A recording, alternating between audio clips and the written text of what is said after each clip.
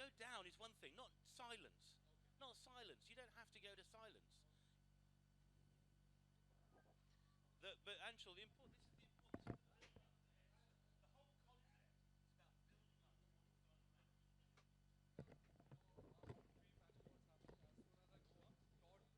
That's right, that's fine. Just bring it down to a level until, you know, and also there has to be some presentation. 2.5 minutes to on air, 2.5. 2.5.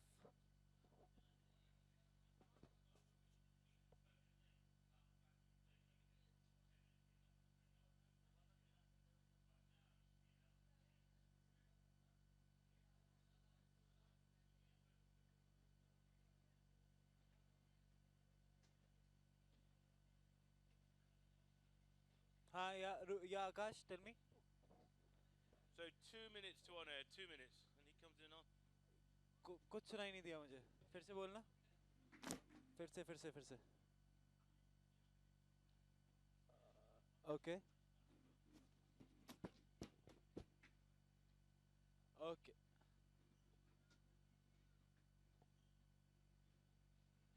Sheet है.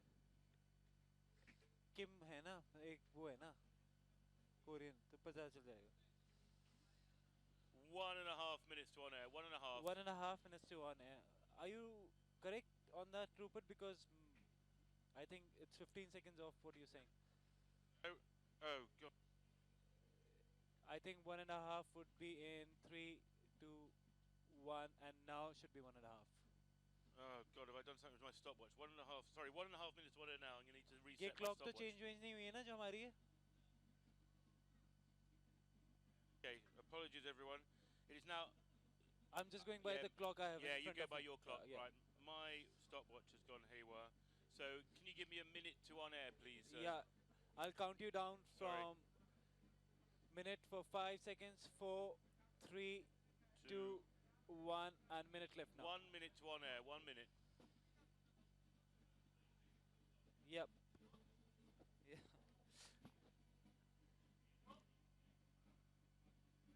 Who? Who's not happy? Just count us into the clock as well, can you, Dhruv? Dhruv? Yeah, sorry. Just count us into the clock. Yeah. Clock in. 7. So 5, 4, 3, 2, 1, and roll green. 30 seconds to on air. Rupert, did we forget about the clap sync test? Yeah, we did. Oh shit.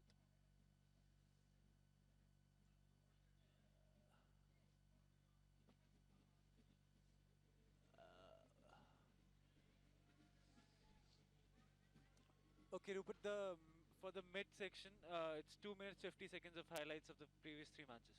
Okay. On air in 2, 1, and we are on.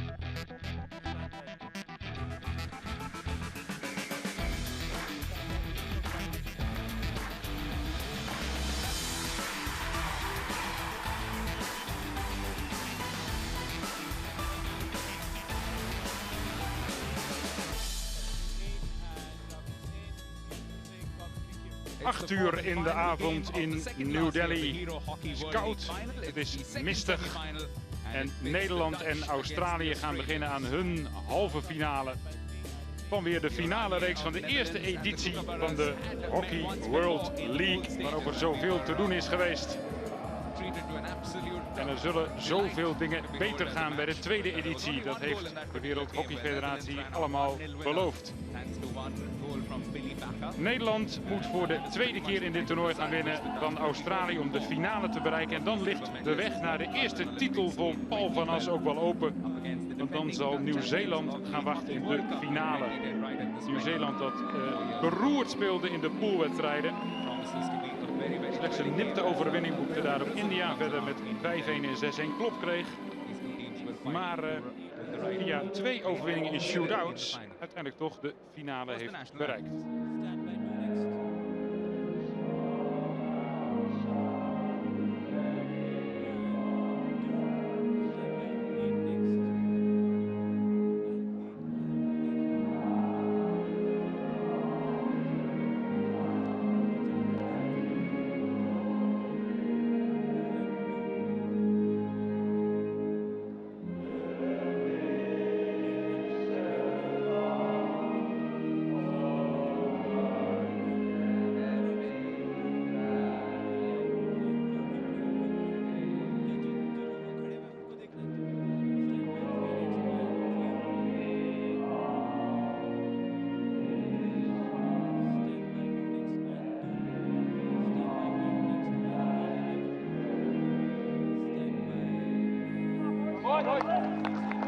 Zag u hem nog even, dat knipoogje van Marcel Balkenstein in de camera. Heeft hij een oogje voor?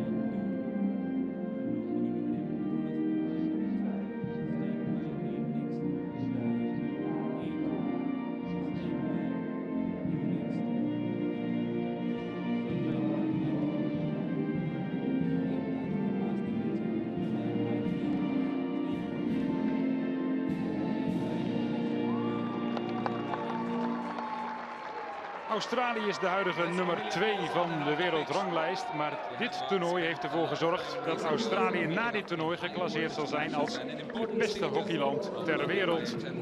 Want de nummer 1 op die lijst, nu Duitsland, heeft eerder vandaag verloren van India met 5-4 in een spectaculaire wedstrijd. En daarom moet Duitsland gaan spelen om plek 7 en 8. Zeer teleurstellend. En zal Duitsland nogal wat punten gaan inleveren op die wereldranglijst. En dat heeft ook weer gevolgen voor de poolindeling straks bij de WK. Waarin Nederland en Duitsland bij elkaar in de pool zullen komen. En dus niet Nederland bij Australië. Dat voor later. Hier de selectie van bondscoach Paul van As. Ongewijzigd. Geen zieken. Nog altijd niet. Knock on wood. En Valentin Verga en Floris van der Linden hoog op de tribune.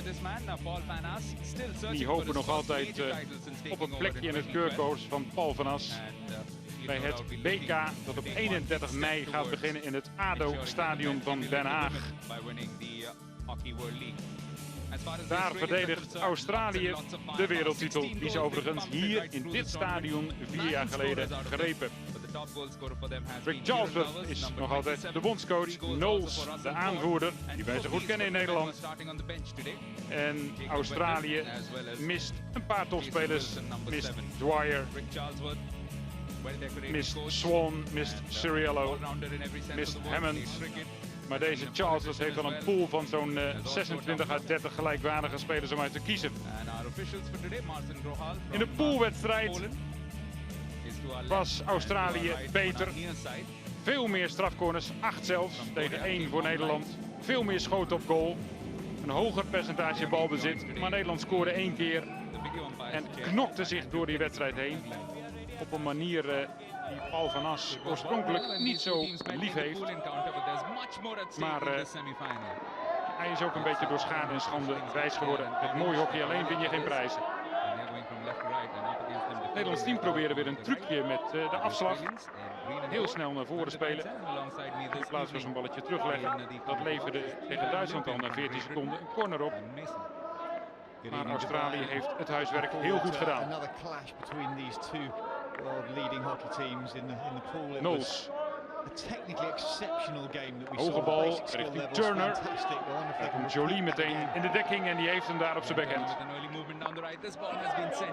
Over de achterlijn getikt door Sander de Wijn. Die het er onbenullig genoeg laat uitzien om er geen strafcorner te laten worden. Niet genoeg opzet bewezen. Daar is de Wijn wel handig in.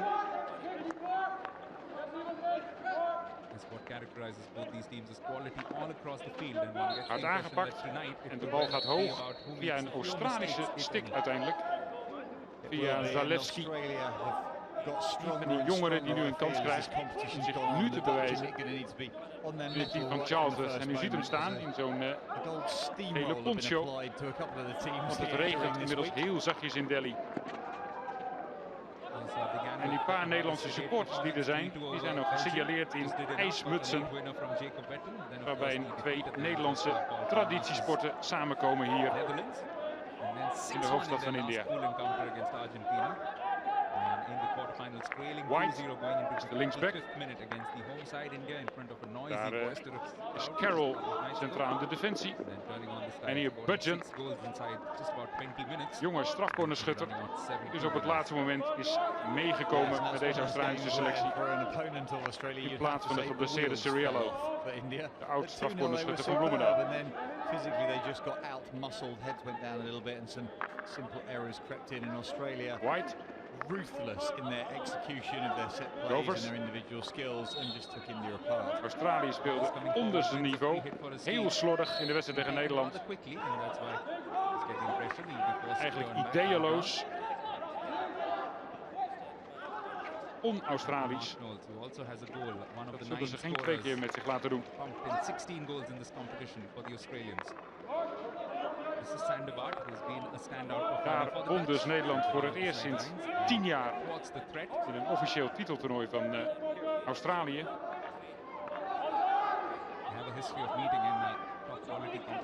Het zou wel wonderbaarlijk zijn als dat het Nederlands team 2 keer zou lukken in 1 toernooi. Hier was al bijna de eerste kans voor Australië, voor Govers. Na de voorzet van Russell Ford. As recently as the semi-finals of the round 3 in the Hero, rather the Hockey World League. Van der Horst, soepel scoopje. Snel wordt onderschept. Zalewski. Australië gaat er vandoor met de bal. Een gapend gat er op het middenveld. Dat probeert Seffi van As nu te overbruggen. En die tikt een stick aan van een Australië. Vandaar deze vrije trap. Vrije slag met de nose. Hoog en gevaarlijk ook. Just incredible, and anybody on any given day can beat an opponent because the conditioning, the basic skill levels, the tactics, all exceptional. Het zijn niet de internationaal de 2 meest vermaarde scheidsrechters die op dit duel staan. Een Pool en een Koreaan. Daar hebben we Hetsberger. Makkelijk gepakt door Tyler Lovell. De jonge keeper die Charles Hurst nu de voorkeur heeft gegeven boven Paisley. En als u zich nog iets kunt herinneren van die poolwedstrijd. Tyler Lovell was die keeper die nog geen bal had gepakt toen hij in de tweede helft ineens mocht meedoen. Overigens wisselt Charles Hurst wel vaker keepers in de rust. En hij stapte meteen verkeerd in op Billy Bakker. En dat leverde de eerste goal en ook meteen de enige goal op van die wedstrijd. Hard geslagen. Stokman met een eerste redding. En nu buiten de cirkel. Dus gevaarlijk. Eerste goede redding van Jaap Stokman. Bij het schot hier van Govers. Absolutely smashes it across the goal. Hier reflex weer van Stokman. Dat in de eerste wedstrijd tegen Argentinië nog niet helemaal stond. Strafcorner ook door zijn benen liet gaan. Maar daarna excelleerde. En zeker tegen Australië en Nederland overeind hield. De punten eruit trok voor Paul van As. Dat kon die bondscoach toen heel goed gebruiken. Hofman. Ingeleverd bij Knowles. Slordigheid van Hofman. Turner. Australië is beter in de eerste 5 minuten. Budgeon. Bakker probeert het gat nu dicht te lopen. Govers. Govers. Jolie, bal kwijt. Hij heeft hem weer. Sander de Wijn. Even op de stik geraakt daar en een vrije slag voor Nederland.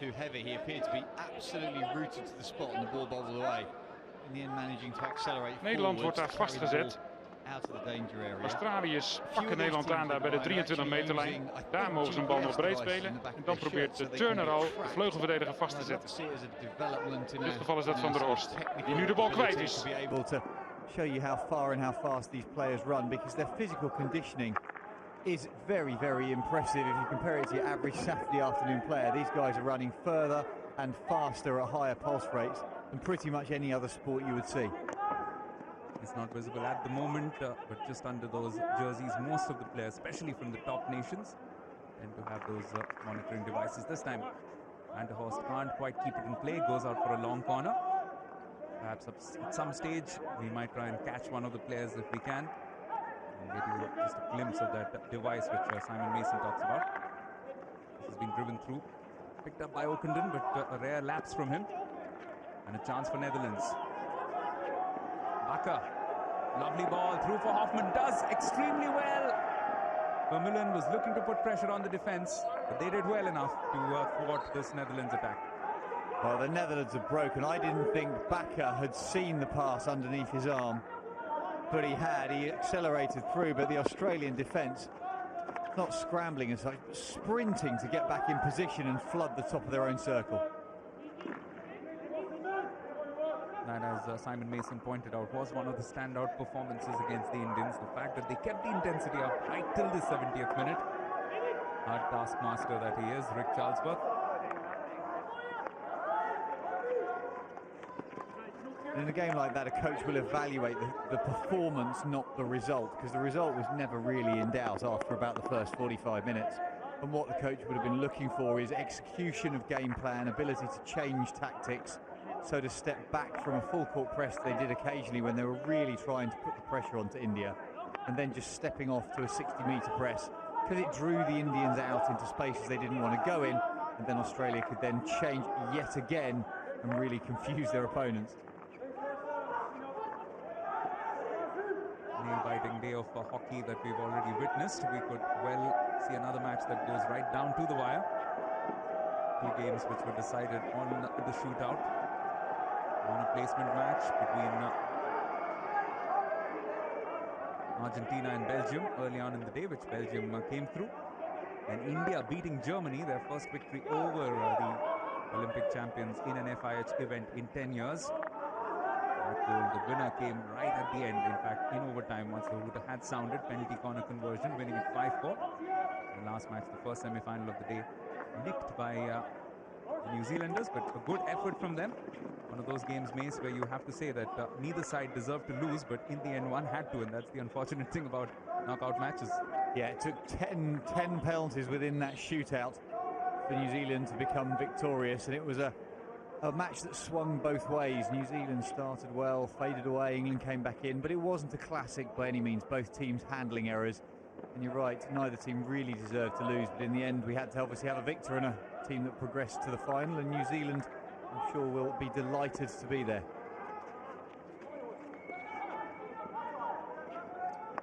Looking to send this in, Balkstein, but it's quite easily defended by Budgeon.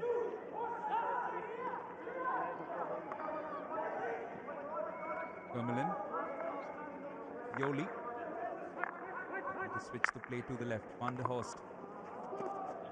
Touch on, but just a little lackadaisical in the end from Devine.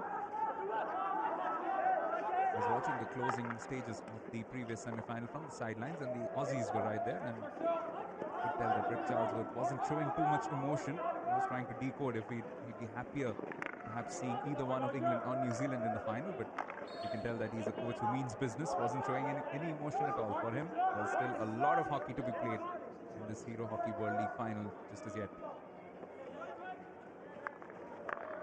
Aussies on the move forward, looking for a foot. Not quite inside the D, so still only a free hit just outside. They've come forward in good numbers. All but two of their men are now in the attacking 25. Yeah, cheap turnover from Australia. They won't be happy with that. New Zealand has set their defence. Netherlands, sorry, thinking of their last game. Netherlands set their defence well. They were man-to-man. As you see the rain coming down on our pictures, it certainly hasn't been the warmest day here in the Euro Hockey World League semi-finals, but both these teams will be pretty steamed up very soon. The intensity is starting to ramp up after only the first 10 minutes. And it'll be the interchanges now. The coach is looking for players coming in off the bench as the pulse rates raise because the running starts to pay a toll. Orchard unable to direct that back towards the players. Would be tempted to ask you that when it does drizzle, how does it affect how the AstroTurf plays? Does it make any sort of an impediment, or will it be perhaps a quicker game? Depends on what water levels were before it started raining, to be honest, Tobias. If the turf's dried out a bit during the day in a warmer climb, then it can actually be an advantage. But here today, if it carries on, you might find the turf getting a little slippier for the players, although the ball will probably travel truer. So the defenders might have their hands full. This is a chance for the Netherlands, and they get their first goal. It's a fine finish in the end. making the most of his opportunity inside the D. Good finish from Jonker. Yes, Jonker turns. Look at that over. Right shoulder.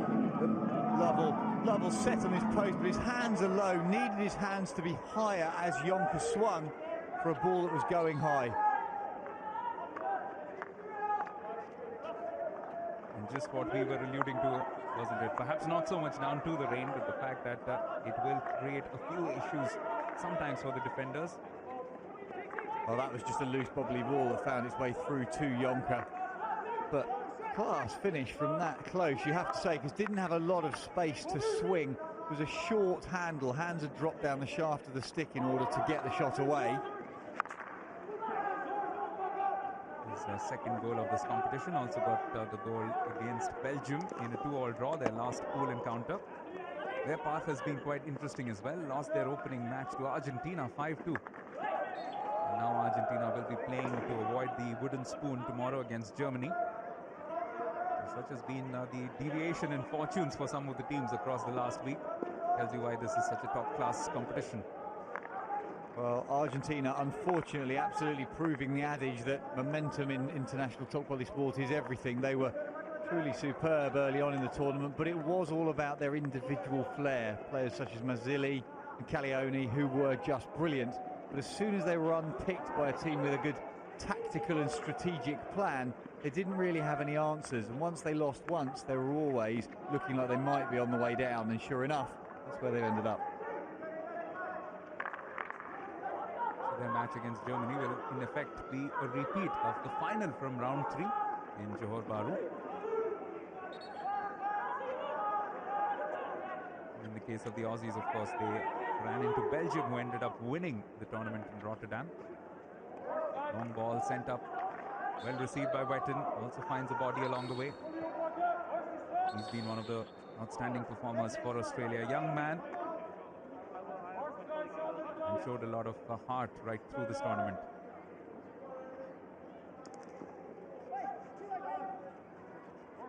Orchard. Lots of experience for Orchard. Knowles. White sending it in. Turner quite not able to control it. Turner with the uncanny ability to continually pop up exactly where he's required.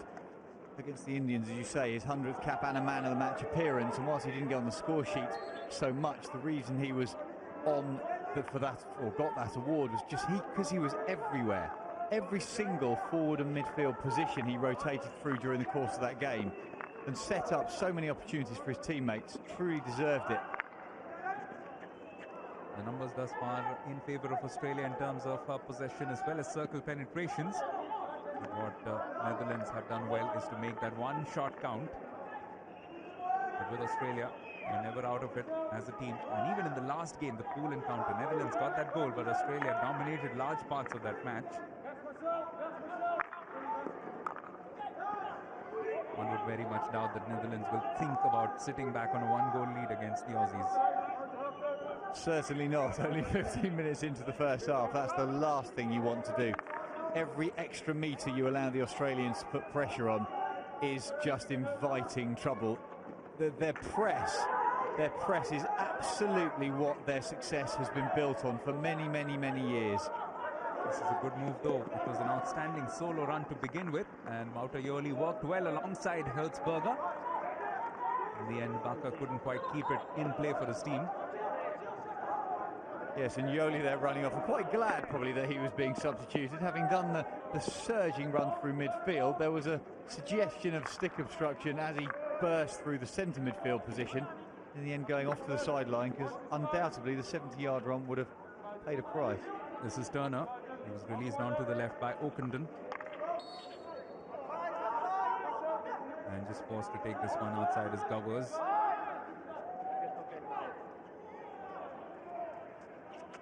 Covers looks up, looks for support, sends this one in. Oh, good bit of skill. The way that he sent this ball in, it looked like the Netherlands defense wasn't quite expecting it to come in that quickly. I'd agree. In that situation, this fast interchange, quite often you see a big long drag into the circle. Govers flicks it off his wrists as he delivers it, and it means that the defence, you're absolutely right, Divine, just wasn't quite ready, quite set. The last man was Sander Devine, and thankfully for him, there was no Aussie touch onto it. This is a chance for the Dutchman. That's a nice attempt to pass, because as Devine's driven left to right, it's Seve Van As up front who hasn't quite read his intentions. If he had done, it would have been all of 2 strides infield and he would have been through on goal. So about halfway through this first 35 minutes, and what's happened is Netherlands, of course, have got that one goal. What it has forced is to have Australia, as if their game isn't aggressive enough. They're looking for that goal, and that's why they're keeping some spaces open, coming out as much as possible, using their usual full court press. It's opening up just some opportunities to get the ball in behind their defense. That's what Netherlands are looking to do with those long balls. This time, no luck for Seve Van As, who's actually been very good, the coach's son. Outstanding World League appearance for him thus far. 2 vital goals, one against Argentina and one in the quarterfinal against Germany. Yeah, and what was tactically interesting from where the forward positions were, Hertzberger and Van As were both quite happy to be up near the edge of the Australian circle, even when the Australian team were pressing their own defensive line near their own goal, making the play over as large an area as possible. This move was built up initially by Hoffman. This is Kemperman. He has found a foot. It's just in the right position to earn them the first penalty corner. And Ockenden will be crossed because that's a cheap corner to give away. It's clever from Kemperman. He picks it up here, and the only option he's got, he has no passing options or anything. Ockenden plants his weight, can't get his feet out of the way. You've got this man, Menk van der Weerden. Scores more often than not. And if he can find a second here for Netherlands, then that will put some serious pressure on the Aussies. And with him being on that left-hand castle as you look, one of his favourite corners is to pull it straight towards the left attacking post, and then at the last moment open the wrists and slide it to the goalkeeper's left, to the right of the goal as we look. We saw the number 1 out of 7, but there have actually been 2 goals. The second one was effectively given as an own goal, and Van der Weerden scores! That is a fantastic drag flick, and Netherlands have a serious advantage now. Absolutely no chance for Tyler Lovell. Well, exactly what we said. In towards the right-hand post, opens the wrists, fires it. But I think even if there wasn't any disguise, that is just about unstoppable. Terrific effort. Terrific result as well. His 3rd goal, and all 3 have come initially of penalty corner plays. One of them took the deflection along the way, but was credited to him, and what an advantage this is against the world champions. 20 minutes in, it's the Dutch who have a 2-goal cushion now. But let's just roll back to that quarter-final. Let's just look at what the outcome of that was. So 2-0 up for India after what, 23 minutes? Can they find a third here? Oh, Lovell gets it away, but falls as far as Hertzberger has a stab at it, and wasn't too far away. Just perhaps didn't get the best connection that he wanted. He didn't get the connection he wanted, but it was because of Russell Ford's attention. The ball fired across, keeper not getting enough on it, and in the end Hertzberger not able to get his hands round. Some tense moments nevertheless for the Aussie defence to deal with. Yeah, no, sorry, what I meant was getting his hands round, just to clarify, was that ideally your shooting position is your weight on the front foot with your body weight going through the ball where the momentum takes you towards the goal. Because it was bouncing in Hertzberger's stride, his shoulders were flat across the circle, so he had to get his wrists open and whip the stick through, and it makes it much harder to deliver a meaningful shot. This is another delightful move that was being built up down the left flank. The initial pass came in from De Vogt, but it was well intercepted by the Aussies. But yet again, the Dutch, they've done very well to have these turnovers, number of them in midfield. And the Aussies have just not been able to get anything meaningful going, especially in the last 5 minutes or so. Had a good spell of pressure early on in this half. But especially since that first goal from Netherlands, they have been a lot more dominant in this match.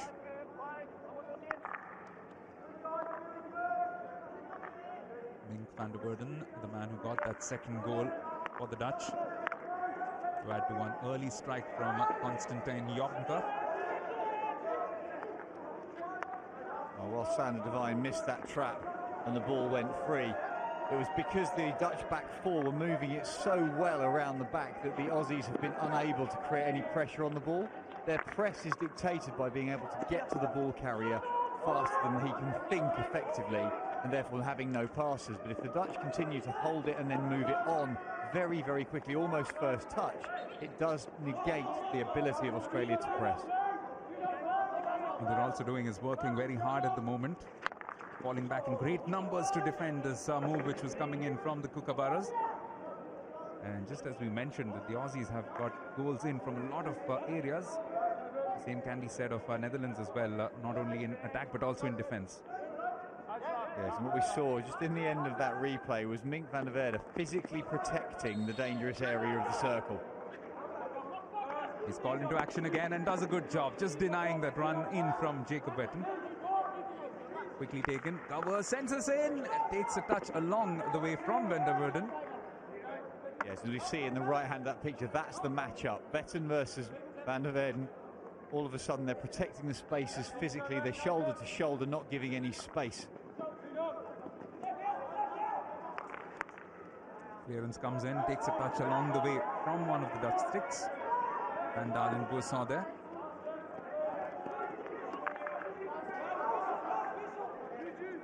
One thing you will expect from the Aussies is with that terrific pedigree about this team, they will be patient, they will not give up. And Wetten has a chance and doesn't go all that far away from goal. Had Jaap Stockman stretching to try and get to that. Yeah, it's a great pickup. He rolls infield. That's a lovely first touch. Gets it onto the right foot to deliver the reverse stick cross. Stockman is balanced and I think had the goal covered. Looks like an outstanding player, this 22-year-old, one of the younger members of this very, very experienced Australian lineup. They have, of course, made the trip behind some of their, some of their big stars, but it has been necessitated by their commitments also to the HIL or the World Cup not too far away. The support staff naturally reckoning that some of the younger players deserve a bit of a go, and the older players, rather the senior players, deserve a bit of a rest as well. Yeah, that's true, and it also shows the depth of your talent pool, and that's where a lot of these top 4 or 5 nations do so well, because they could effectively run an international B team that would probably beat any of the teams outside the top 10. Their programs are reasonably well funded, the athletes are pretty much full-time, and so anybody new coming into the program is expected to have an understanding of all of the tactics and all of the set plays, so that there's almost no difference in the performance levels. Yes, whoever they've brought on as more of a rookie in relative terms, they have done well. The likes of Wetten as well as Budgen in defence. Scored a goal from a penalty corner in the last match against India and has looked quite tidy overall in defence as well. Zalewski has been a real workhorse, hasn't got a goal as yet in this competition. And of course their Junior World Cup captain Daniel Beale just on screen there, looking to harry Bob de Vogt as he moves down the left. Back with Dutch possession. Looking to slap this one with the reverse, but getting quite high in. But it's been a remarkable performance from the Dutch in terms of how many times they've taken possession away from the Aussies. Yeah, they have, and they've won the 50-50s a lot of the time. The ball has come loose. The Aussie handling hasn't been quite as tight as they would like, as their coach would expect. But in the face of some decent Dutch pressure, who are also stepping out well, that's what's created these interesting matchups throughout the whole pitch, and the Dutch are coming out on top slightly at the moment, albeit they probably haven't got much of the ball, but when they have, they are handling it remarkably well. This has been slipped through, and it's well shielded by Archer, doing well to retain possession and slips it over to the right. Looking to move forward, it's Kyle Brown. Wins a free hit just outside. The Aussies realizing that it's the closing stages of the first half, throwing some men forward, and Stockman does well to get his foot across to it. Still with Wetten though. Again, Stockman makes a save. It's still in there. It's still very much in the mix. Will be a penalty corner for sure. And yet again, relentless nagging from Jacob Wetton, which earns his team their first penalty corner in this match. Wetton just would not give up. First kick from Stockman wasn't particularly well clear. It's bobbly and horrible. Stockman gets enough, but eventually it pops underneath him. Now you could argue that's deliberate obstruction and a penalty stroke, because he definitely puts a hand over the top of it. However, nobody complaining. That's just me being particularly pointed and technical as he cynically lies on top of the ball. Of course, they have some pretty decent conversions in this World League itself. 4 goals out of 18. One of them for Bhajan and the remaining ones for Kieran Covers. Bhajan is the front castle, and right next to him is Joel Carroll. It is Bhajan who goes for it, takes a deflection from Bolkstein.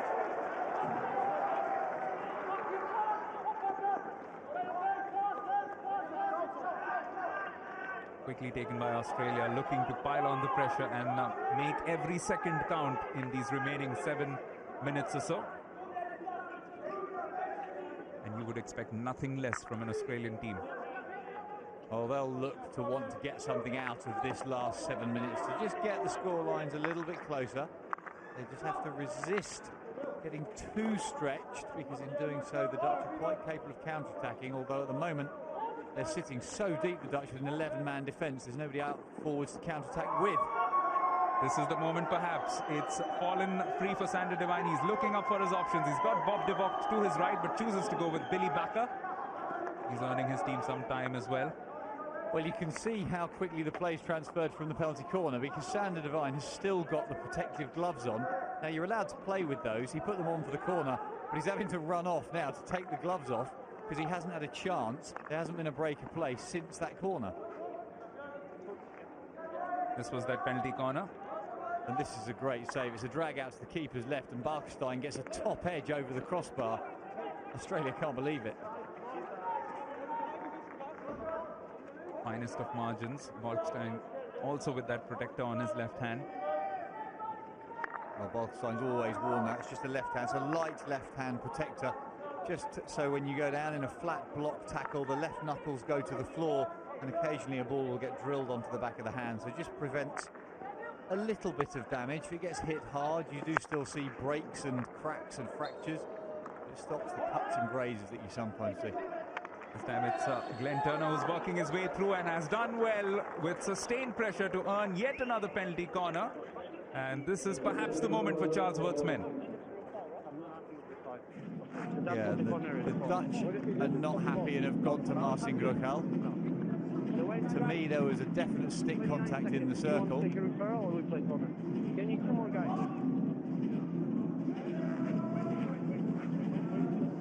They're not refereeing this one. No, as the ball comes through, there's a hint of a back stick from Turner. Ben Turner, as it comes through, he picks the ball up and then he puts it back down with the back of the stick. There is a little touch there, but there was a definite stick tackle as the ball came through in the end from Polkamp. Still no covers, so it will be perhaps one of Bhajan or Carroll. Bhajan did go for the last one and did make a good strike. Again, it's Bhajan, and this time it's just wide. And what a fantastic ball out from Yoli. Immediately saw the space down the right-hand side. Kemperman driving. Terrific work. This is lining up on the reverse, but an easy save. Made to look very easy in the end by Lovell. De Vocht hit it with some power. Yeah, De Vocht known for his reverse stick power. Had support on the far post. There was an option to go across goal. Did indeed do so. But Lovell got a big left boot on it. Play the ball out away from danger. But Kemperman's pass, great vision to miss a man out. Again, a long ball attempted by Kemperman, and it finds an Australian foot inside, and that leads to a penalty corner now for Netherlands. Can they finish this first half on a high? 3-0 from here on will put some severe pressure on the world champions.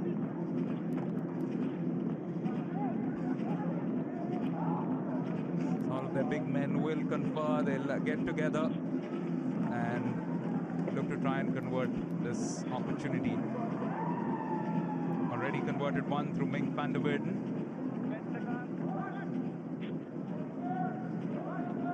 So this ball smashed in from Kemperman straight. Defensive step up.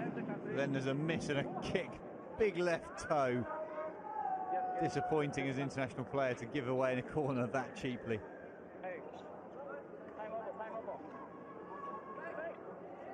The defense organizes itself within the 45 seconds as stipulated. Oh, we're working a variation. There was a feint, and in the end, the shot came in from Yoli. And now Australia immediately on the counter-attack. Well, look at Yoli's effort down the middle of the pitch, matched by Kemperman as the Dutch stream back to deny the Australians any space. And that's perhaps the biggest difference, with all due respect to the Indian team, that the Aussies will find it difficult because this Dutch side has the legs to last the 70 minutes. Lots and lots of experience as well. Can never discount that. And that's why Australia have to walk the thin line between not only attacking well but also defending their own goal with as much perfection for the remaining 37 minutes in this match. The Dutch have certainly got the pedigree and the talent to exploit any channels and spaces that they're given. Back particularly as he leads away high for that aerial ball if it gets to him. Doesn't take him down well in the end. This Mark Knowles, tons and tons of experience for him. 223rd cap for him.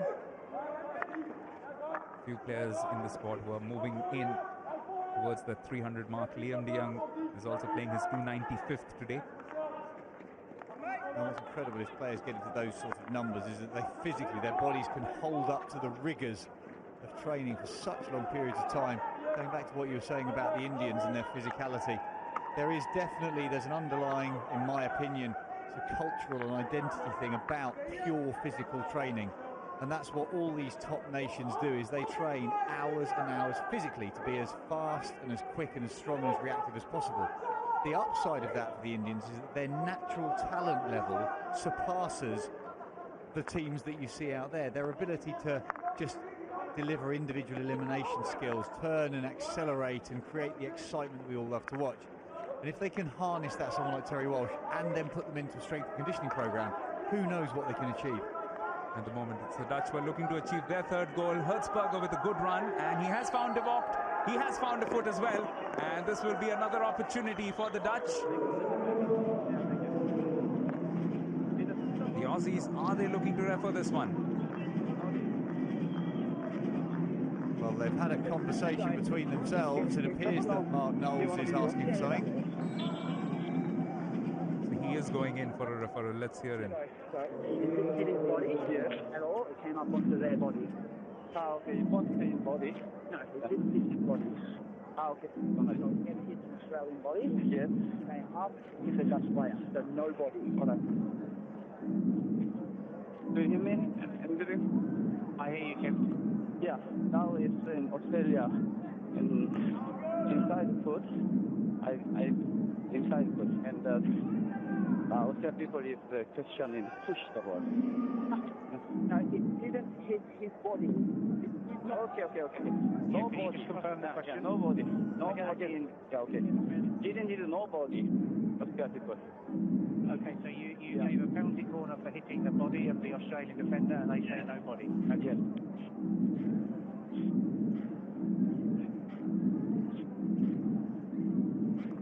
Now that's an immediate reaction in the end from Polkamp, which suggests, now that doesn't hit an Australian body at all. That hits Polkamp's knee. It comes up off the handle in the end of Kyle Brown. There, bounces up, goes through his legs and hit Polkamp's knee. I'm not sure that's a corner. Yes, what would have happened was that the Australian defender Kyle Brown had his back to the umpire, so didn't have the best view of what happened. And that's where technology comes to his aid. The reverse angle clearly showing the ball hitting the stick first and then coming off Polkamp.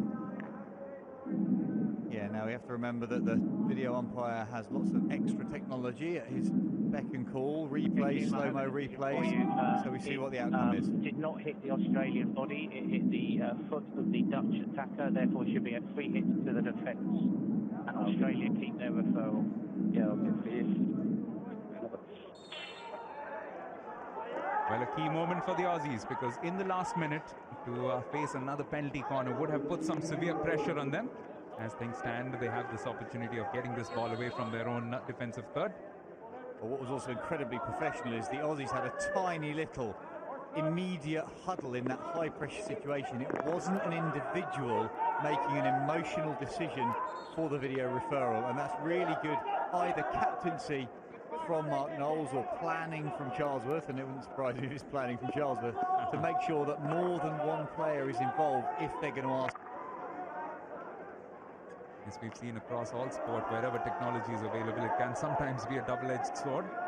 And teams need to also learn the art of how to use it effectively. Last 10 seconds now. It's been a fine performance from Netherlands. Those 2 goals underscoring the fact that they have converted their chances much better than the Aussies have. Goals in this first half from Constantine Jonker in the 12th minute, and then 8 minutes later a penalty corner conversion by Mink van der Weerden. At the other end, a few half chances, and particularly Jacob Vetten has looked very lively, and on a few occasions Jaap Stockman has been forced into action, but nothing substantial as yet to bother him. A couple of penalty corners, but those also haven't yielded any results for the Kookaburras. But still everything to play for to go through to the final of the first ever Hero Hockey World League final in New Delhi. The first 35 minutes have by and large belonged to the team in orange, and the green and gold will come back all guns blazing, that's for sure, in the second half. As things stand, the half-time scoreline here in the Major Dhyan Chand National Stadium is Netherlands 2, Australia 0.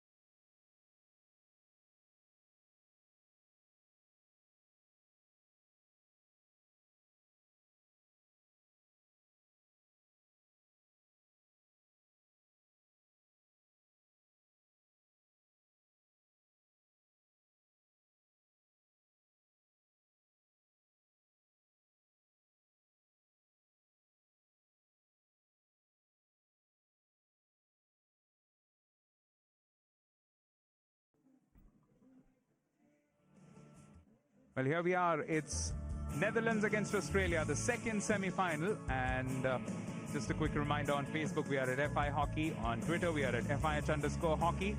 And you can tell us what you think about this match, which currently Netherlands have a little bit of control over, but it can so easily turn around, especially with Australia as the other side. It was started at blistering pace, and Australia with some of the early running. Glenn Turner slipping this one through. And finding some space for himself. Kieran Govers got a shot going with massive pace on it. And a good stop in the end by Jaap Stockman. But after that, that just seemed to spur the Netherlands into action. This was a fine finish by Konstantin Jokke. What happened was he received the ball, very, very quickly lined it up on his reverse, and before Tyler Lovell knew it, it was in the back of the net. 8 minutes later, this penalty corner, sweet conversion from Mink van der Weerden. Really does stand out as one of the best exponents of the drag flick in the world game, and showing that right through this tournament, with 3 goals now effectively in the Hero Hockey World League final matches.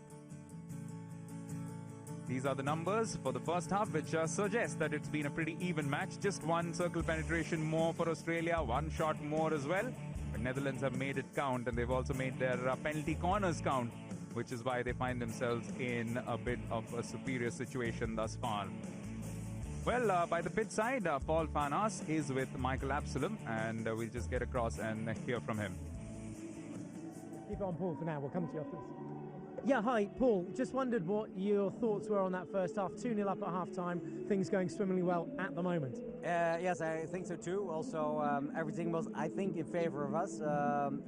We were lucky that we scored the opportunities that we had, so you have to be honest by that. But still, it will be a tough fight second half. We're not there yet. Absolutely not. What do you have to be most wary of in this second half? Well, they will push a little bit more. They will be a little bit more optimistic, and in the D, I think, even more than they are.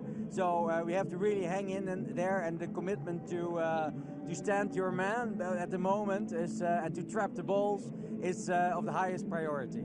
Do you change your strategy at all defensively? No. I hope we made it tougher. Good luck for the second half. Thank you very much. Quite pleased, no doubt, with the situation as it stands. And alongside me still in the commentary box is Simon Mason.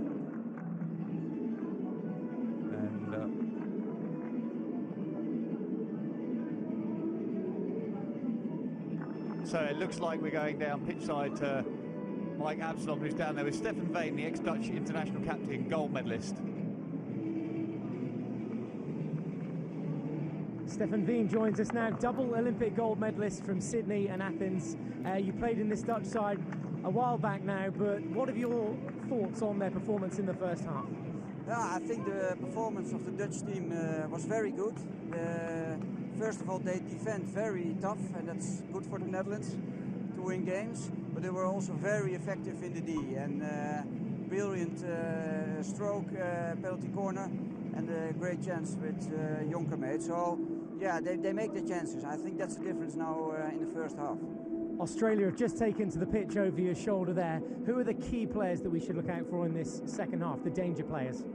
Yeah, well, I think Turner is tough this tournament. He's in a good position. Akkinen is strong. But from the Dutch side, I think also Kemperman. Look at him. Okay, we'll keep an eye out for those players in the second half. Get back to your seat and enjoy it. Thank you. Thank you very much, Michael. Thank you very much, Stefan. And of course, Kemperman has been one who has stood out. He did stand out also at the European Championships, was man of the tournament, and has just shown right through this Hero Hockey World League final. Also improving his performance with each and every match, and tonight he's been a vital figure for the Dutchman, hasn't he, Mace? Yeah, he's an exceptional player. He's done brilliantly. What he makes happen is not what's about what he does. It's about the space he creates for other people, the passes that he gives. Now he brings a whole group of people to play around him, so it's more of a team performance than an individual flair. The Kookaburras in green and gold will push things back in the second half. Poised over the ball, Kieran Govers. No goals as yet tonight for him. 4 goals already in these Hero Hockey World League final matches. The second half is underway. And Australia this time are going from left to right. And up against them in orange are the Dutchmen.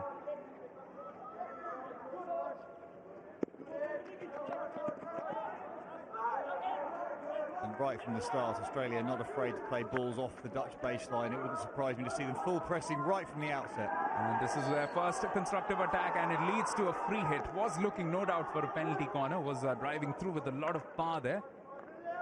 Jason Wilson, who's not had too much time on the pitch today, it has had definitely an impact right through this tournament.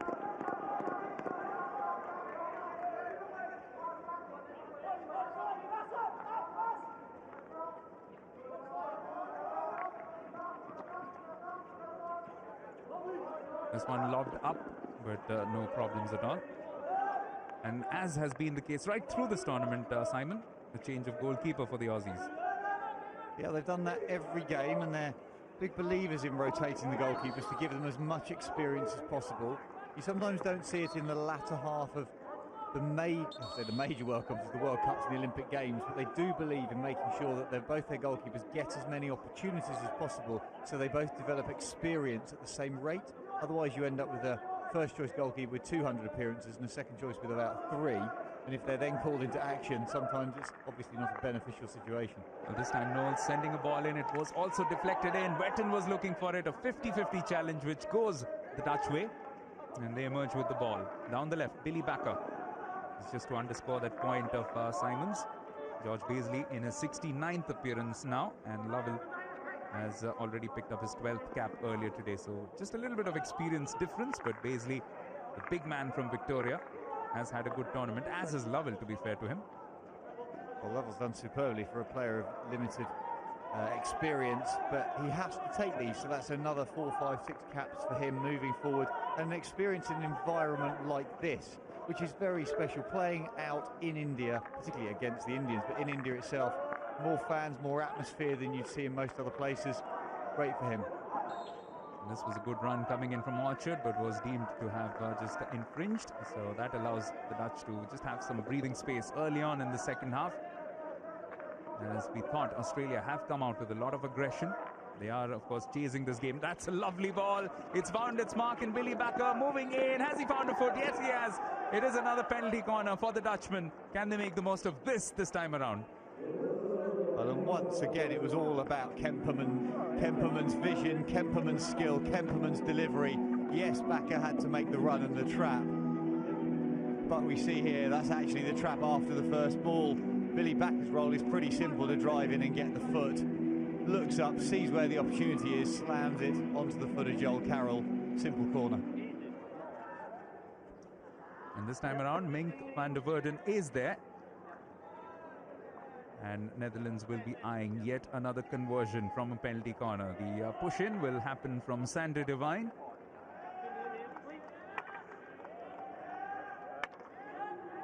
The second castle is Jeroen Hertzberger. It is van der Verden though, and hit with a lot of pace and a lot of power, but deflected out for a long corner.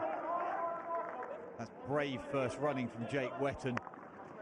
It ran straight through the line of Mink van der Verden's flick. Took it on the blade of his stick. That's a turnover. Again, an uncharacteristic error from Okenden.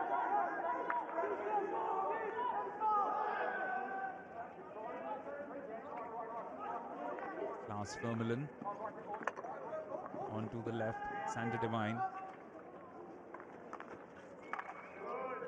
Nearly finding Kemperman inside the D. But a crucial tackle coming in from De Jong. This was the penalty corner. Yeah, look at that running. That's so close to Jake Wetton's hand. Luckily he had the gloves on, because in this cold winter evening in Delhi, that would have smarted had it gone straight to the fingers.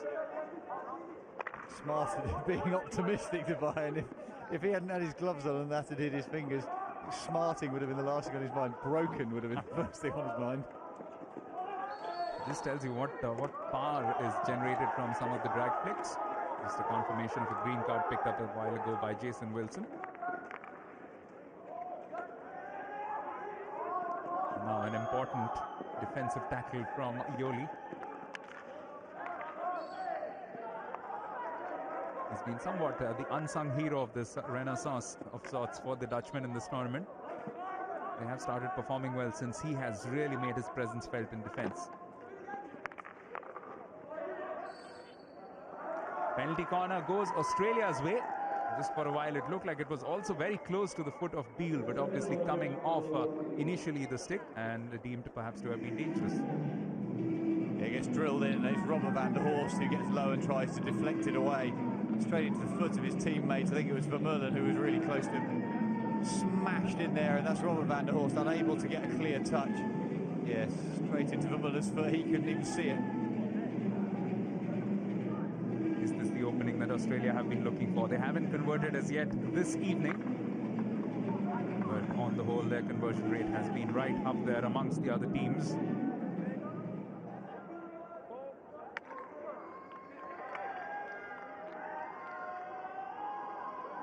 Kieran Govers has had a few conversions. 3 of those 4 have come from him. He and Budgeon are poised over this. It is Govers in the end. It's a fine finish. 5th goal of the tournament.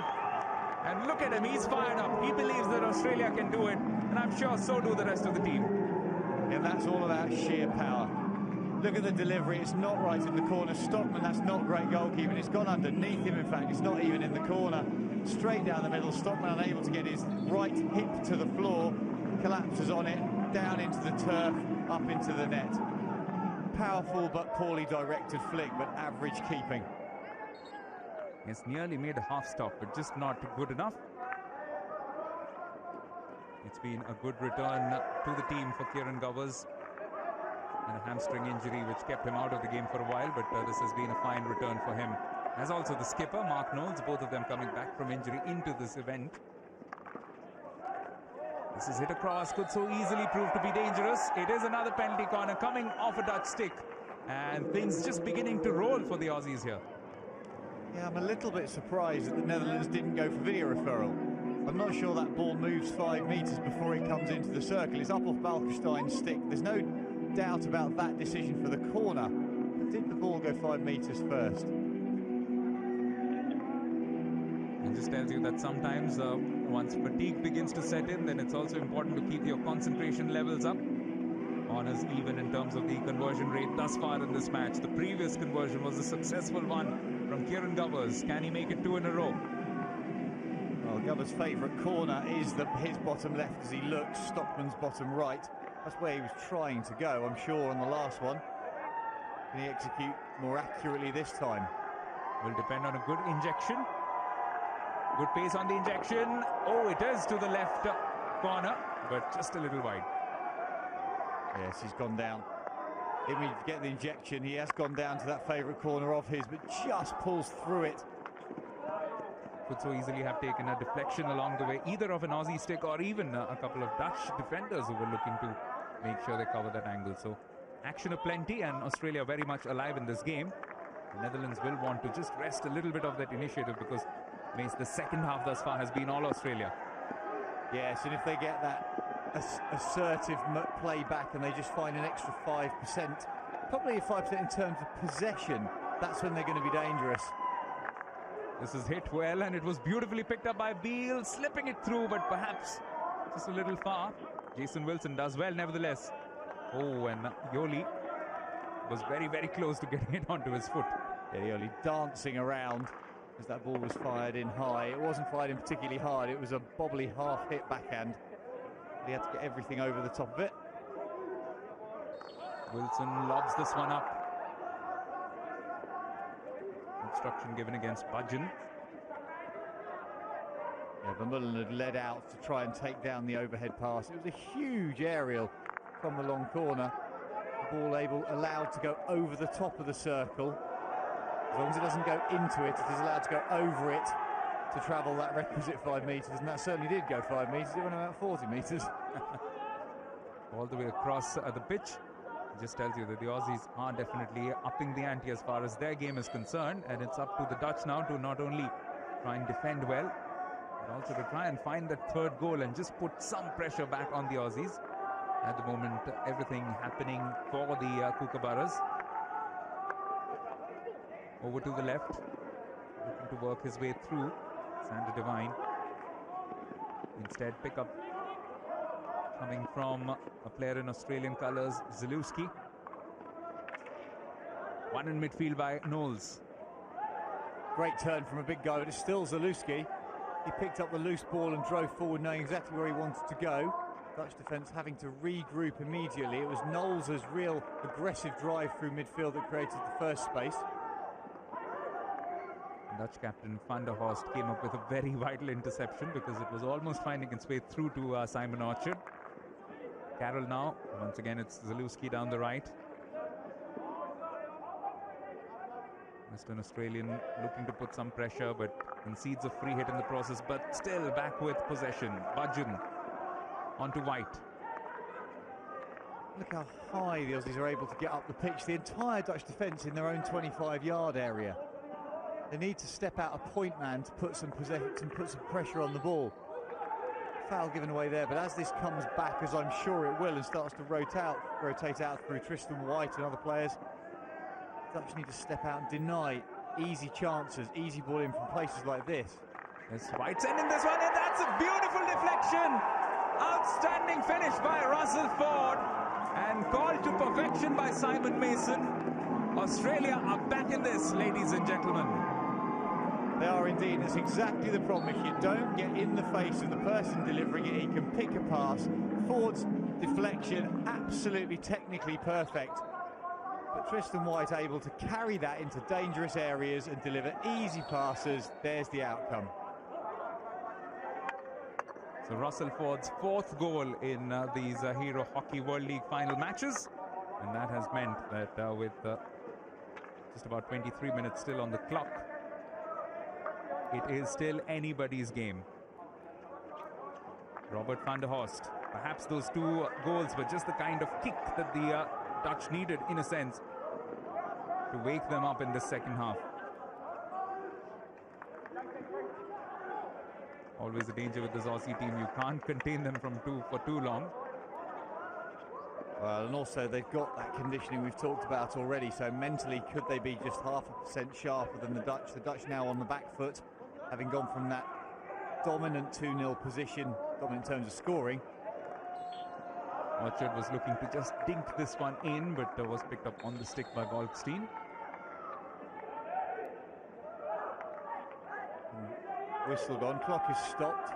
Stockman suggesting that his straps are broken and need fixing in some way, although I have to say modern equipment possibly suggests that the huddle for the Dutch is the more important outcome of that small break in play. A quick quiet word about how to regroup.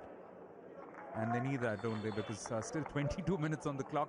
The second half has seen a dominant performance from the Kookaburras. Not world champions for nothing. Just a quick reminder that there will be a shootout if the score remains the same. No doubt some of you hockey fans will be eagerly looking forward to that. Yeah, I'm sure some won't as well in terms of trying to get a game concluded in normal time. These teams will give it absolutely everything. They wouldn't want to lose, certainly in that manner. I mean, okay, they'll be happy if they win it, but they'd rather win it in normal time. Into the 20th match of these final matches, and 93 goals already. So today has done significantly well to boost that goal average. 21 goals scored today. This is the fourth game. And tomorrow, of course, the sixth and final match day, rather. With 4 matches, the 7th and 8th placement match will pitch Argentina against Germany. Then Belgium will take on India to finish 5th. And then a couple of semi-finals, or rather, first the 3rd and 4th place match, where England will take on whichever team loses this match. And then the big one, New Zealand against the winner of this game between Netherlands and Australia. Currently locked at 2 goals apiece. Nothing to choose between these two teams, as you would expect from the world number 3 Netherlands and the second-ranked Aussies. Yeah, I don't think it's technically been as good as the first game in the pool. There's been more handling errors from both sides. It hasn't quite been as fluid. You could blame that potentially on the pressure of the situation, because the outcome has far greater meaning, so it doesn't flow quite as much. You don't get the small pattern interchange and the overlap. You don't get players committing to the attack quite as quickly and eagerly. However, there's still been some moments of brilliance, and I'm sure as the clock ticks down, players will throw a little bit more risk into the mix, and we may well see some fantastic movement and interchange. In fact, following Germany's rather poor performance right through these matches, Australia have a great opportunity of getting some valuable ranking points. They are the team which is more likely to topple Germany at the top of the FIH rankings. And that's why, although that won't enter their mind too much, they have dominated the second half. Once again, Turner moving forward.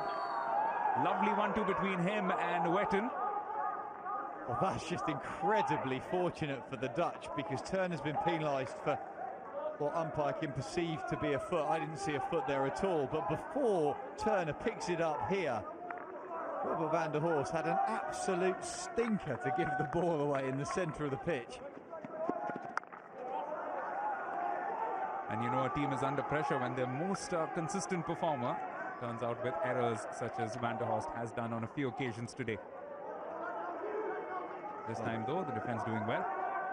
Oh, Van der Horst, the reason for it was simple, is he'd looked up and seen a pass, and then at the last moment decided that the pass wasn't on and was going to go back the other way. But he'd already started to execute. Balkestein, in fact it was, who'd already decided to execute a particular type of pass, and his body was already moving, so his brain had reacted, but unfortunately the messages didn't get to his hands, and there's a slight touch on the ball through to the Australian midfield. One of those things you do as a player and then think, oh no, really? Little more than halfway left. Can Netherlands find a way back in this half? The scoreline still does suit them in the sense of not losing. They will want to find the third goal. Can Van der Horst ignite something for them? Getting this one through Hertzberger, looking to put some pressure. Well defended by Joel Carroll.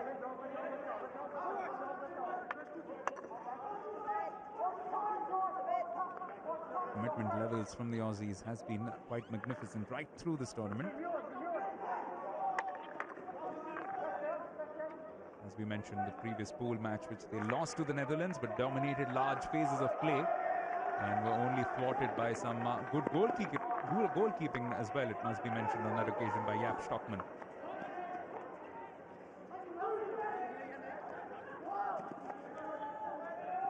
Working this down the left, still retaining possession. The Kookaburras very, very patient, as we observed in the first half as well. Not phased by the 2-goal deficit that they had to face as early as the 20th minute. Yeah, the Aussies holding the ball down the left and then transferring to the right immediately. Really good awareness of where the spaces were. The Dutch defence just creeping, as a team naturally does. If the ball is on one side of the pitch, even with the greatest structural discipline, you still tend to just sag towards ball side, and it opens up the blind side. Australia knew that and were able to exploit to space. Once again back with possession, looking to put some pressure on the Dutchman. This is Eddie Ockenden, one of 3 players from Tasmania in the squad, now working his way through, finding a penalty corner for his team.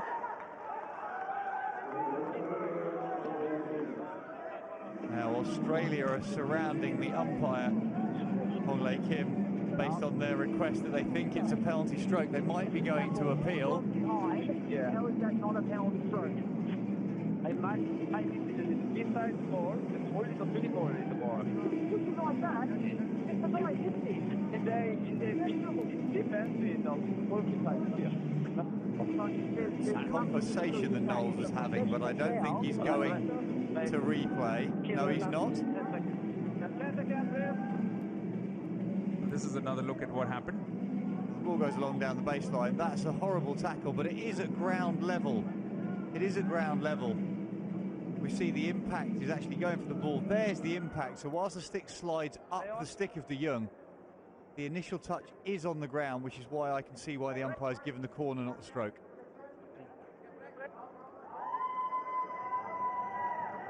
Tattooed figure of Kieran Govers, unmistakable as he lines up perhaps for this delivery.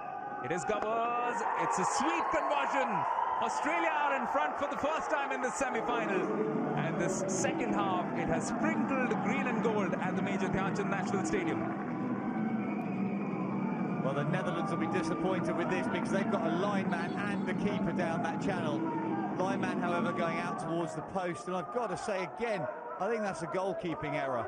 the postman's got an open stick to protect the real bottom corner, but Stockman really should be extending and getting a right boot to that. It's only about 50 centimetres off the centre of the goal. And now suddenly, just like that, Netherlands have it all to do, just like India 2 nights ago. Losing out on that 2-goal cushion that they had early on in the match. It's a hat tip, of course, to the mental tenacity more than just the skills and the physical prowess of the Aussies. They do hang in there for everything that they can get.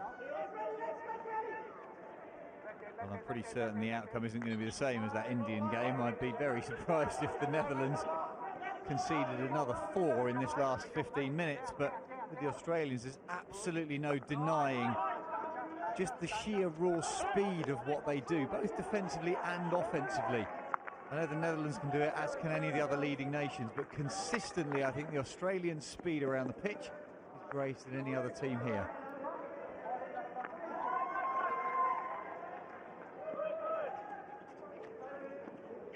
Mink van der Weerden. Now the Dutch beginning to look a little shaky in defence as well. 6 goals for Kieran Govers, and began pretty much from the opening night when they defeated Belgium 3-2, got 2 conversions, penalty corner conversions in that match.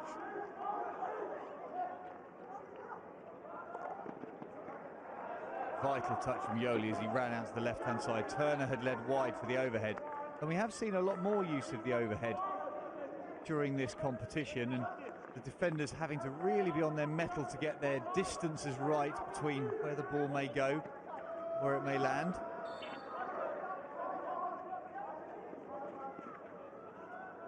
"13 minutes left in this match. Netherlands with all to do, and just visibly a few tiring bodies, including that of Kemperman, who walks off for a bit of a break. They need some severe inspiration here. Liam de Jong. Budgeon very, very quickly got rid of by Brown. Well, that's actually a good decision. Whilst Brown's pass you can criticise for it being incomplete and going out to the sideline, you don't want to be trying to stop that in front of Sevi Van As running at you, and a half touch is going to lead to a corner or a goal chance. Indeed, they were moving forward this time in good numbers. It's the Dutch who want a referral here. They think it found... You're saying it went off the Australian in a... It found an Aussie. Let's listen in. Andrew, can you hear me? Can hear you, Martin. Yeah. The Dutch team is saying the ball went off the Australian stick into the body of their attacker, whereas for me it went off the Dutch stick. Oh. Can you please verify? Okay, I'll have a look. Well, I thought Martin Grockel had gone back, but the original lovely touch from Devine to bounce it over the Australian defender's stick, then Liam de Jong is appealing immediately. That's great control. This is the touch we're looking for, so that to me suggests it comes up off a stick of a green and gold player. Absolutely. Budgeon was in there. Let's just look out for that. Budgeon and Jonker were very close. It does look like it's Budgeon. Oh, it does, but the end of Jonker's stick is very close to that ball contact. Perhaps the clue is the direction of the ball, because Jonker was at a slight angle. So just the way that that stick was poised, it might well have come off Budgeon's stick. But it's a close one for Andrew Kennedy, no doubt.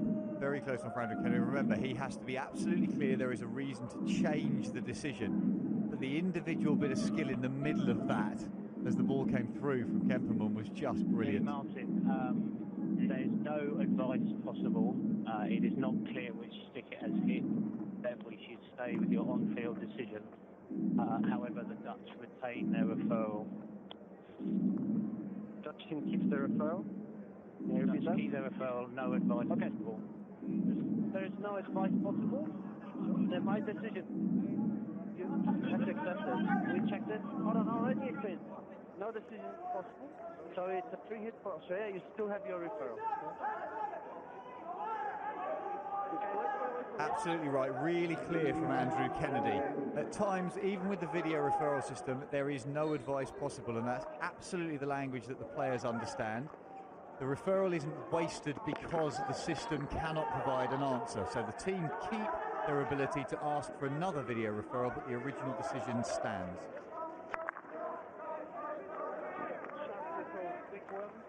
However, it was a good, bright phase of play from the Dutchmen moving forward. And they will have to throw everything at their opponents, because at stake is a date with the Kiwis. The Black Sticks, really, one should say. The Black Sticks will probably be watching back in their hotel rooms, and we have the benefit, Simon, of not being all that politically correct all the time. So which team do you think they will prefer not having to face in the final? I think they'd be really happy if nobody turned up. I have to say, if you look at these two teams here, all they want to do is nobody to turn up and then to win the toss, to win 1-0. Nobody can take the pushback. That'll do. So at this situation, if you look at the quality of these two sides, yes, of course, the Black Sticks will go out and give it everything they've got. But on world ranking and points and positions in tables, they would be the underdogs. So, yeah, nobody.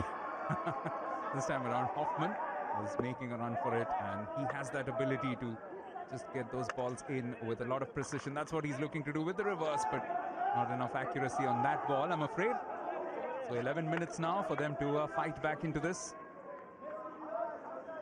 Australia won't mind the game just slowing down as it has done since Australia found their third goal. Just got a glimpse of Seve Fanas. You did point out earlier, Mace, that he's that kind of player. He's got that ability to deflect balls in. The deliveries need to come through to him, and for that, they need to get the ball away from their defensive third, the Dutchman. Glenn Turner turning a couple of defenders around. This has been slipped in. Oh, needed a bit more commitment there from Jason Wilson. It's very, very unusual that you do not see an Australian forward throwing themselves goal-bound in an effort to deflect stuff in. Jason Wilson, if he just committed to that, you have to take a little bit of a punt, a little bit of a guess that the ball's going to get across there. If he'd done that, then it was an easy tap-in. But that was all because of Turner's work rate off the ball. He was a lone forward. Lone forward, kept the ball up. The delivery across from Russell Ford was great.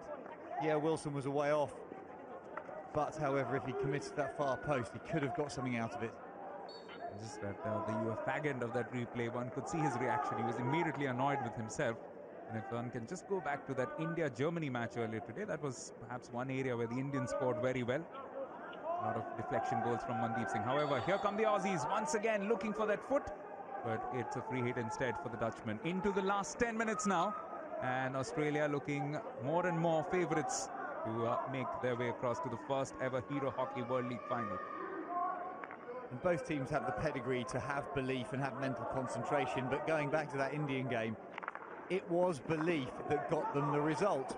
And the Dutch have got plenty of time, still 9.5 minutes and more to go. One opportunity is going to get something for them. Well, this is slipped through, and it's well controlled by Hertzberger, and it's found its way in as well. Talking about belief. And the last touch might well have come off an Aussie stick, but what matters is Netherlands have brought it back on level terms. This match again takes another twist.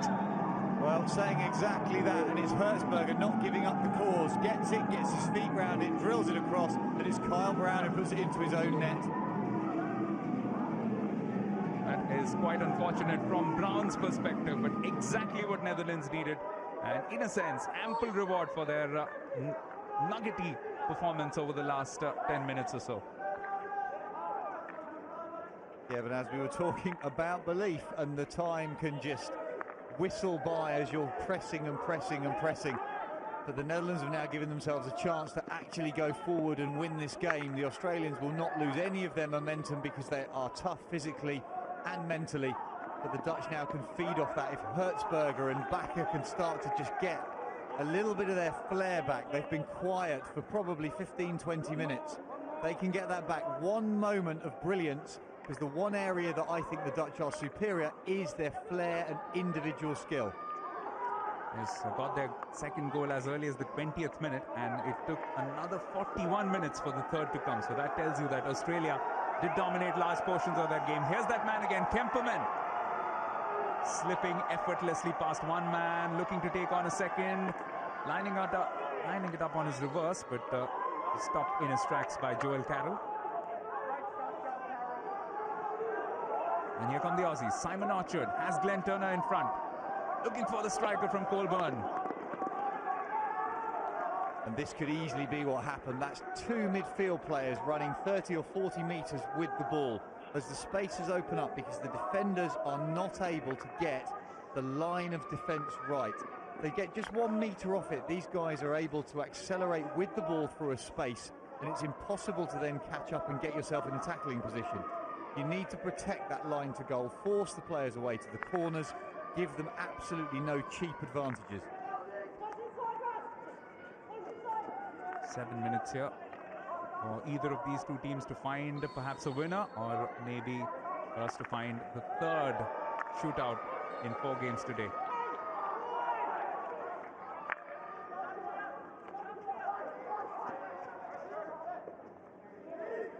Both renowned shot stoppers as well, both Paisley as well as Stuckman. Unless there is another change in terms of substituting the keepers that the coaches have up their sleeves. Fascinating climax nevertheless to the Hero Hockey World League final, and in these last few matches, Simon, just as one would have expected, nothing to choose between the teams at all. Each game going down right literally to the last hit of the ball. Yeah, it is, and as we've spoken about, it's because teams have taken less risks. Not consciously, but they've got so much experience, they process information so quickly. They'll have 4 or 5 options out in front of them, and they'll just take away the one that possibly could cost them the dearest if it wasn't to be successful. So the spaces don't open up quite as much, and it just is so tight in each and every game. This time the Aussies coming forward with a lot of purpose. Yes, Turner slipping it through for Orchard, and a last touch coming in from the man in defence, Paul Kemp. Oh, Turner, as he picks this up, he knows that his first touch is taking him infield, so wants to put the ball behind him from the space that he's come from, because he knew that Orchard was there on the overlap. Knowles cannot slip it through. It falls once again for Dutch possession. Jonker, the first man to it. This is Kemperman looking for a slap pass through to Bakker. But first to it is Budgeon. Oh, Bakker's looking tired now. The sprinting round is heavy-legged. I mean, he's put a massive amount of work in, but it just doesn't look like he's quite got the spring that he had at the beginning of the game. However, this is Sanderbart looking once again for Bakker. He's put it up, lining it up, but a very feeble shot. Looking for a follow-up. The penalty corner comes through for them. And once again, great commitment from Seve Farnas. And it was because he made a lunge at it that that was deemed to be dangerous coming in from Paisley. This is another opportunity for the Dutchman. Mink van der Verden is in business. Well, Bakker was indeed exhausted. He picks it up, he turns, he runs. We'll see here. It's a tired shot, can't get his body, it's on the back foot. It's even a hint of back stick. He comes down on the ball, which is why it skips the way it does. I reckon if you video replayed it, you may well have got a free hit out of that. But Van As committing to the ball, up off Paisley, penalty corner. Netherlands will be absolutely chuffed with this if they can find a winner, because they were 2-0 up at one stage, then they conceded that and went down 3-2. And this will complete the cycle of the way that this game has flowed. Mink van der Verden finds the goal, and it is the 7th of the night. Is this the winner? That's the big question with 4 minutes to go. Netherlands, are they looking at an appearance in the first Hero Hockey World League final? He is truly remarkable. Stop dead, great routine in, wrist flick, top corner, blueprint of what he was doing in the first half. Absolute replica. No chance for the postman. Kyle Brown looking on. And Australia now are throwing everything at them. The kitchen sink, the entire bathroom, the kitchen rather, has a full house. That's what they need to do. 4-3 down. Well, and they have to press everything forward. They'll play a high press. They may well even go to 3 at the back and play man-to-man. The Dutch are playing a 3-man front line. Knowles would normally police the sweeper position in front of the back 3. In a situation like this, I'd expect him to step through into midfield, create a 4-man midfield and throw an extra player up front. That's going to give you the outlets. You wouldn't go into this last 3 minutes only with 2 up front. 2 goals inside the last 10 minutes have put Netherlands back in advantage, back in control in this match. How long? That is the question. Just 3 minutes left. Anxious moments as well for the Aussies.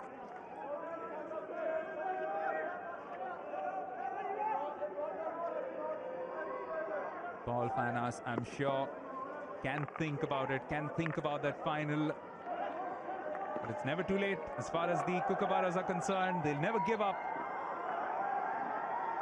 Well worked by De Young, looking to find Budgeon in some space. He slipped this through, but nobody at the receiving end of that. Russell Ford was perhaps closest to it, but he couldn't quite get across. There'll be some tired legs in the Aussie camp as well.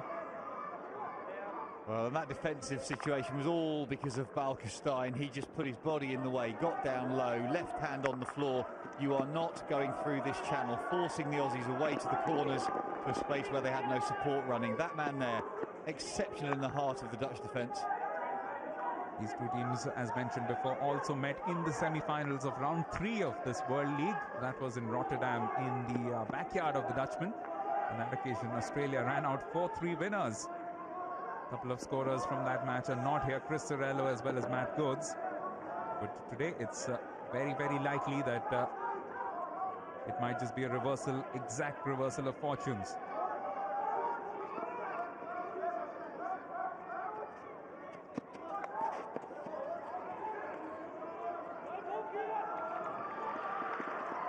Once again, moving forward. Can they find the 5th here? It's lovely work once again from Herzberger. Remember, it was his perseverance which brought them that equalizer in the first place in the 61st minute. He's been absolutely superb as well for his team, but there's still enough time here. 80 seconds is more than enough. Hit in with some power. Oh! What a miss. That was it. That's just Ford in, touch from Wetton, laid across, open blade. What a miss. That's an absolute sitter for Liam de Young. Sometimes you need to have Lady Luck on your side, and at the moment she's smiling, she's beaming down on the Dutchman. One own goal conceded by the Aussies and then this miss. That's a big, bright orange smile, isn't it, if you want somebody beaming down on you. Liam de Young had to dive at it, had to give it everything he had, but the blade opened up.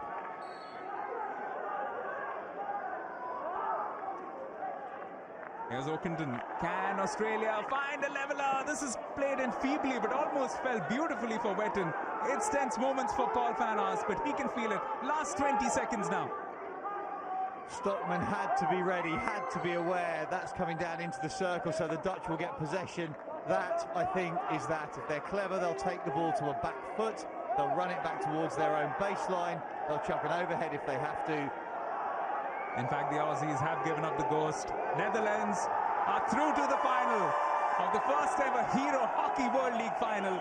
It's a clash against New Zealand, and it's a slightly unlikely clash considering the fact that both teams had lost their first matches convincingly in the pool stages. But that's a thumbs up to the format of this competition, that every team is in with a chance right till the end. Netherlands, it's quite remarkable, Simon, how they've resurrected their entire campaign after that opening night loss to Argentina.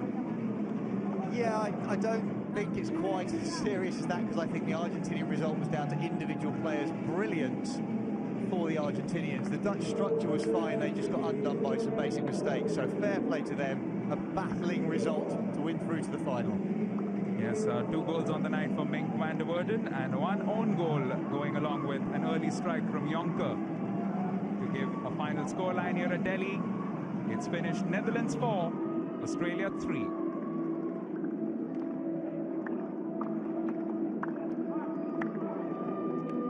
We're taking nothing away though from the world champions. Australia showing why they're world champion material. What a fight back it was, especially in the second half. Well, they're just class throughout all their lines. You could write a list of the who's who of world players just from the 2 teams we've seen. And the Australians, even without some of their more renowned stars, the youngsters have stepped up and really delivered. And I think whilst coach Rich Charlton will be disappointed with the result, as will the players, they can still take a massive amount of pride from what they delivered after that rocky first 15 minutes. And of course, they came in trailing 2-0 in the second half, and that's when the big man stepped up. Kieran Govers, first conversion, a little sloppy in goal from Jaap Stockman. Most days he would have been expected to stop this, and just about getting a touch, but more of the back end of the stick. This was a beautiful goal though. Russell Ford gave him no chance. Very, very quick change of angle and a deceptive and quick shot going through, beating Stockman. All ends up. And then again, another conversion from Govers. Again, Stockman perhaps a little disappointing in the way that he dealt with it. At this stage, it looked like Australia could well be headed towards that final.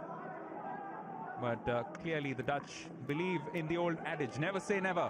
Certainly Jeroen Hertzberger does, because he worked this one beautifully.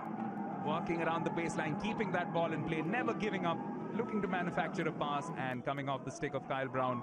And late in the match, Mink van der Weerden with his second penalty corner conversion. Pressure release as soon as he got that goal going, because he knew with the relative quality of these two teams, it was pretty much a situation of whoever laughed at that stage would have laughed last. So the numbers dominated in a sense by Australia, 13 shots to 9, but Netherlands doing better with the goals and 2 penalty corner conversions apiece. It finishes Netherlands 4, Australia 3.